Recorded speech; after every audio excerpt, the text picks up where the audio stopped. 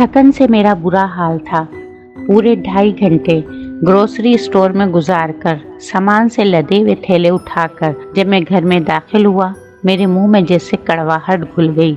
बाहर सूरज आग बरसा रहा था, मगर ठंडे ठंडे लाउंज में सोफे पर नीम दराज अंकल शहजाद इंतहाई आराम और इन्हमाक से अखबार का मुताला फरमा रहे थे। मेरी आहट महसूस करके इन्होंने अखबार के पीछे से अपना चेहरा नमूदार किया और बड़ी ही वाइड स्माइल दी।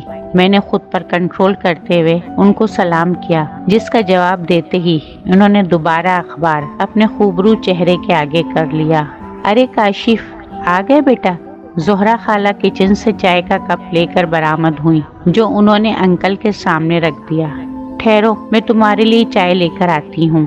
अरे नहीं नहीं खाला, मैं इस सड़ी हुई गर्मी में चाय के नाम से ही घबरा गया। मैं बस चलता हूँ, आप ये सौदा चेक कर लें। मैंने रसीद उन्हें थमा दी।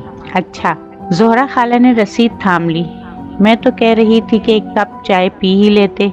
फिर वो जैसे चौंक कर बोली, अरे काशिफ बेटा, सुबह जब तुम बाहर निकल गए तो मुझे ख्याल आया कि बिजली का बिल तो कब से आया रखा है, अब घर जाते हुए इसे जमा करवा दोगे? वो मुझे मलतजी नजरों से देखकर बोली, कोई बात नहीं खाला, आप बिल ला दें, मैं अभी जमा करवा देता हूँ। जब तक खाला अंदर से बिल और पैसे निकाल कर ली, मैं अखबार के पीछे पोशीदा अंकल शहजाद को देखकर खून के घूंट पीता रहा। अब तमाम अनजान लोग तो मुझको सख्त बदलिहाज और कामचोर समझ रहे होंगे कि एक जरा सी ग्रोसरी लाने पर मैं आपे से बाहर हो जाता हूँ। ऐसा नहीं है, असल वजह कुछ और है और सालहा साल से है। वो कहते हैं ना, होता है मेरी जान होता है। तो जनाब, ये ग्रोसरी, ये बिल, ये पोल्ट्री, ये कोई आजकल ये चंद महीनों की बात नहीं है, बल्कि बरसों पुरानी कहानी है।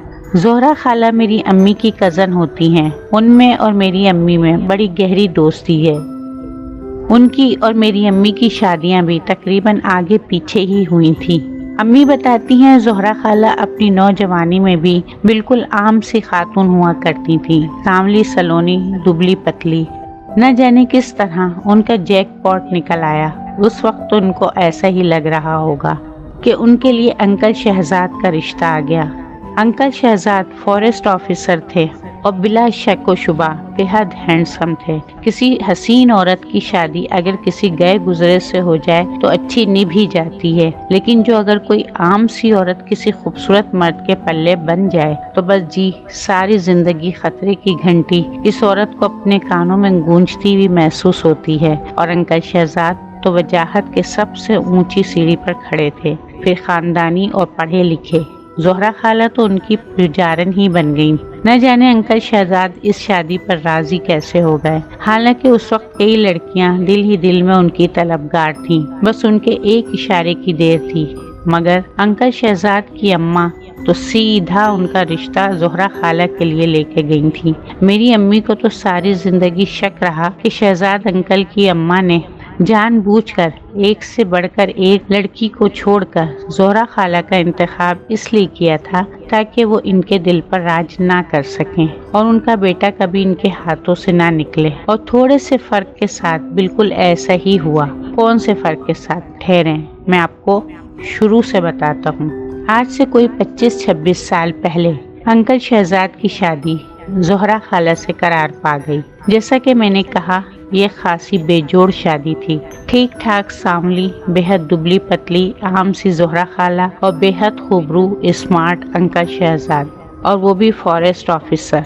और जब वो अपनी ओपन जीप में जंगलात के दौरों पर आते जाते तो बिल्कुल हीरो लगा करते थे, वो भी हॉलीवुड के। अंकल शहजाद ने अपनी बेजोड़ शादी पर दिल मैला नहीं किया। उनके पास दिल बहलाने का बहुत सामान मौजूद था। उनके कई अफेयर्स पूरे खानदान के इल्म में थे।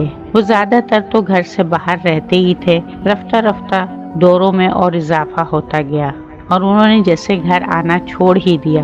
चंद सालों में उनके यहाँ 2 बेटियां भी हो गईं, ऐमन और सुमन। मगर बच्चियों की पैदाइश ने भी इनके मामूलात में कोई फर्क नहीं डाला। मैं और उनकी बड़ी बेटी ऐमन तकरीबन हम उम्र थे। उस वक्त हम एक ही स्कूल में पढ़ते थे। मैं और अम्मी अक्सर जोहरा खाला की तरफ चले जाते थे। शहजाद अंकल तो कभी घर में होते ही नहीं थे। उनकी अम्मा उस वक्त हयात थी।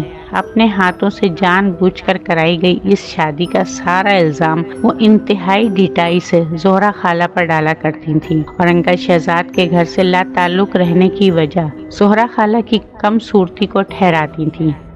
کبھی کبھی الزامات کا رخ صرف دو بیٹیوں کی طرف مڑ جاتا، جیسے بیٹا نہ ہو سکنے کی گناہ گار زہرا خالہ ہوں۔ زہرا خالہ بیچاری اپنے نہ کردہ گناہوں پر شرمندہ رہا کرتی تھیں اور چپکے آنسو بہاتی تھیں۔ کبھی کبھار جب انکل شہزاد گھر تشریف لاتے تو زہرا خالہ کو ایک کنیز سے زیادہ حیثیت کبھی نہ دیتے تھے۔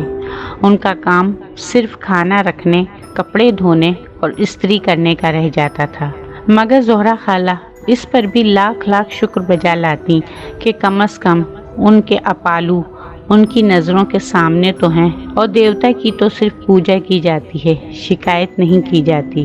بہرحال وقت آگے بڑھا اور انکل شہزاد کی بے اتنائی اور لا تعلقی باقاعدہ ناپسندیدگی میں بدلنے لگی۔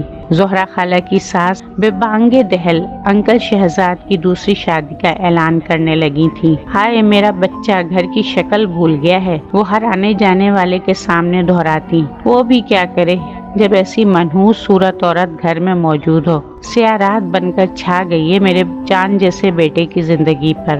نہ جانے ساسوں میں یہ کون سی حس پائی جاتی ہے، سارے زمانے سے چھان پھٹک کر جس دلہن کو لے کر آتی ہیں، چند دنوں میں ہی اس میں سارے زمانے کی برائیاں ڈھونڈ نکالتی ہیں۔ خیر یہ تو انکل شہزاد کی اماں کے خیالات تھے، نہ جانے کس طرح اپنی بے لگام زبان اور اپنی بہو کے دل کو چھلنی کر دینے کے حساب کتاب انہوں نے خدا کے سامنے چکائے ہوں گے۔ شکر ہے وہ ایک اور بوجھ اپنے ساتھ لے جانے میں کامیاب نہ ہو سکیں، یعنی انکل شہزاد کی دوسری شادی کروانے کا بوجھ۔ حالانکہ انہوں نے کم ہاتھ پیر نہیں مارے تھے، مگر انکل شہزاد کے نصیب میں تو دوسری شادی لکھی ہی نہیں تھی، لیکن ان کے نصیب میں کچھ عجیب و غریب اتفاقات ضرور درج تھے، بے حد پراسرار، بہت ہولناک۔ ہوا کچھ یوں کہ کدھر گھر کی شکل ہی نہ دیکھتے تھے، اور کہاں وہ ایسے گھر لوٹے کہ پھر گھر سے قدم باہر نکالنا چھوڑ دیا۔ کیسی آوارگی، کیسی تفریح، یہاں تک کہ کیسی نوکری، سب چھوڑ چھاڑ دیا، صرف ہر وقت زہرا خالہ کو آوازیں لگاتے، بس تم ہر وقت میرے پاس رہا کرو، وہ التجا کرتے۔ زہرا خالہ کی ساس کے تن بدن میں آگ لگ جاتی۔ کل موہی نے ضرور کوئی جادو ٹونا کروایا ہے، ان کو پکا یقین تھا، مگر معاملہ اتنا سادہ نہیں تھا۔ انکل شہزاد نے در حقیقت نوکری ووکری سب چھوڑ دی، کہیں بھی آنا جانا ترک کر دیا، گھر کے سب سے اندرونی کمرے میں خوف زدہ بیٹھے رہتے، صرف اس وقت تھوڑے مطمئن نظر آتے جب زہرا خالہ ان کے پاس ہوتی۔ یہ صورتحال پورے خاندان والوں کے لیے تشویش کا باعث بن رہی تھی۔ سب کے بار بار پوچھنے پر انہوں نے ایک واقعہ سنایا۔